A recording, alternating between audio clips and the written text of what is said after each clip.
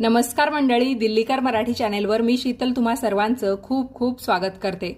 तर आज आपण शंखाबद्दल बोलूया। मागच्या एका व्हिडिओमध्ये तुम्ही बऱ्याच जणांनी माझी देवपूजा बघितली, शंख बघितला आणि विशेषतः प्रश्न आले होते या शंखाच्या स्टँडबद्दल। तर हा आहे विष्णू शंख, ज्याला आपण वामवर्ती शंख असंही म्हणतो आणि हा त्याचा स्टँड आहे। बऱ्याच जणांना असं वाटलं की मी हा स्टँड उलटा ठेवलेला आहे, तो अशा पद्धतीने मी ठेवायला हवा आणि त्याच्यावर मग शंख असा ठेवायचा।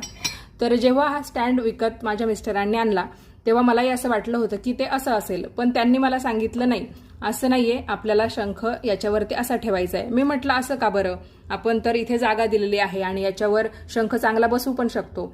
तर इथे तुम्ही बघू शकता, हे जे आहेत ते बारीक बारीक याचे पाय आहेत आणि हे कासव जे आहे ते तुम्हाला इथे उलट दिसेल, पण अशा पद्धतीने ठेवलं तर ते बरोबर तुम्हाला सरळ दिसेल। कासवाच्या पाठीवर शंख आहे अशा पद्धतीने आपल्याला तो ठेवायचा असल्यामुळे हे स्टँड